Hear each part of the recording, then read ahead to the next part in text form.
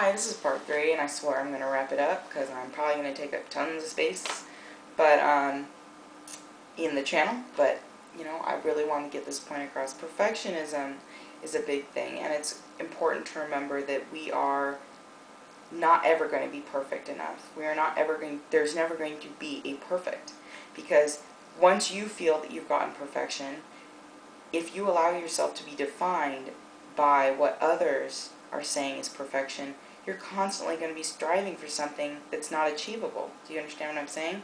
Because it's a relative term, and it's just not, it's not feasible. So work for what you think is fun, what you are passionate about. And basically the biggest thing, like I kept saying in part 2, you need to be in with a therapist working through the root issues. It's not about weight. It's not about your calories. It's not about focusing on, I'm just going to gain weight and get better. You need to work with a therapist so you can get to the past trauma, to the past expectations that you're holding of yourself, working on getting an identity outside of an eating disorder. And in some cases, at least for me, I know, working to find an identity in Christ. And one thing that I wanted to share as well is from Life Without Ed. I wanted to read the Declaration of Independence from the eating disorder. So let me grab that really quick. Okay, so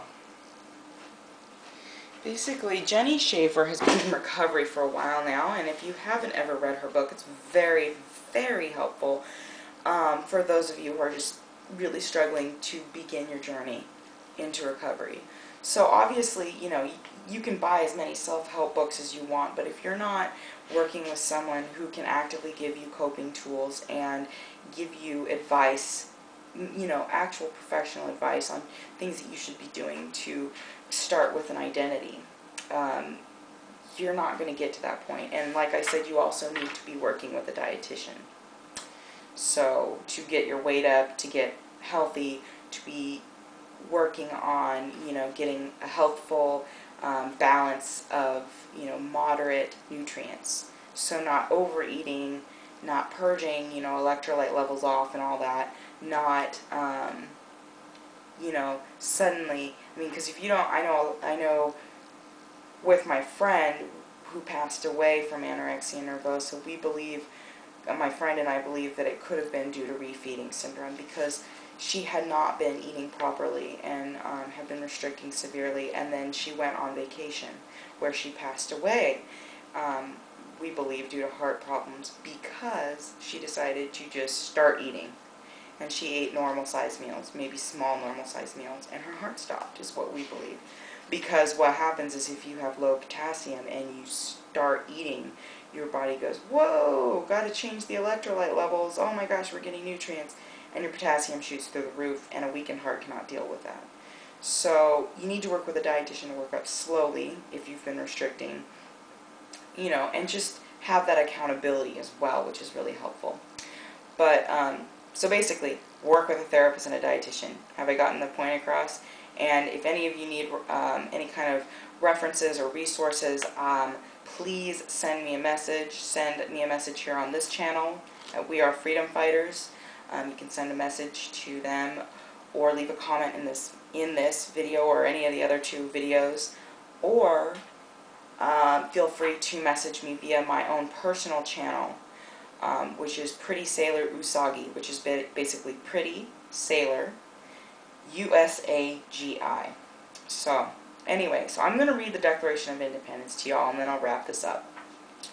This is Jenny's Declaration from Independence, from Ed.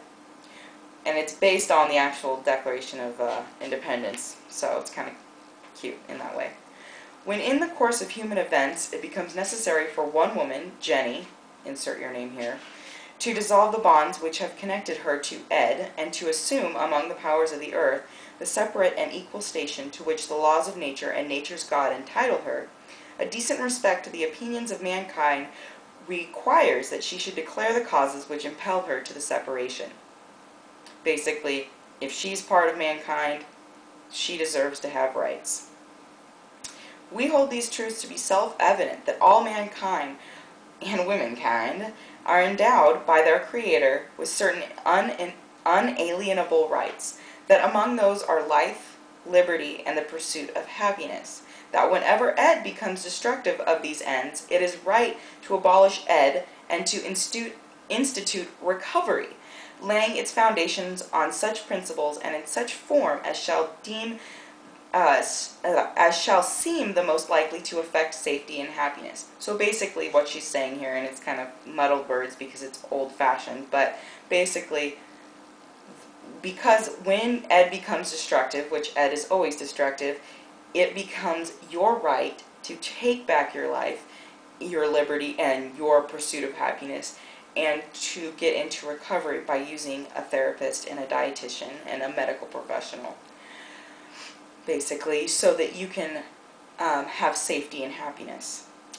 When a long train of abuses, pursuing invariably the same woman, evinces a design to reduce her under absolute despotism, it is her right and it is her duty to throw off Ed and to provide recovery for her future security.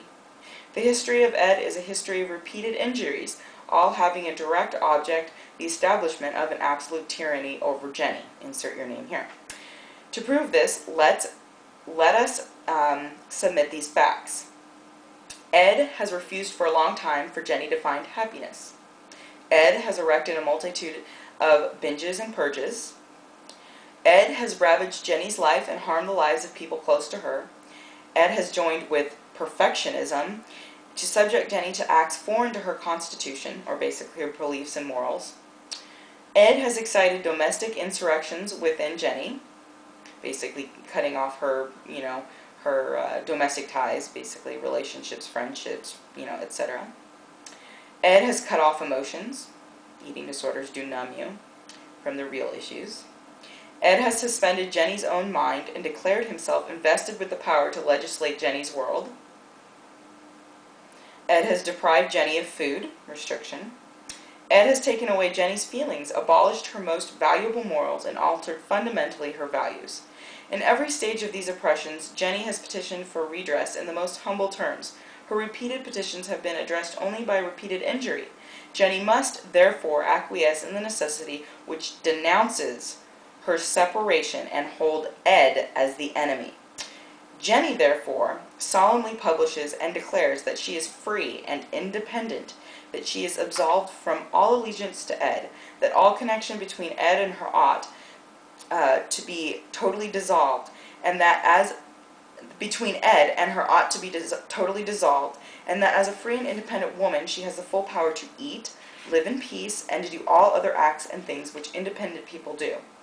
And for the support of the Declaration, with a firm reliance on the protection of divine providence, Jenny mutually pledges to her therapy group her life, fortune, and sacred honor.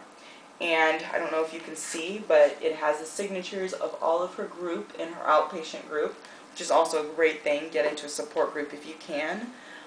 Again, if you need resources, I'd be happy to help you find those. But as you can see, I mean, writing that can be kind of, helpful. And if you're not part of a support group, then you can sign it with your therapist and your dietitian. But you need to be working with someone to, I guess, find your independence from Ed. So thank you for allowing me to do these videos. I definitely look forward to doing next week. I apologize I'm posting these so late, but thanks so much, and thanks for allowing me to just kind of get things off my chest as well. Alright, we'll hopefully see you, I believe, on the 15th. Alright, talk to you later. Thanks again.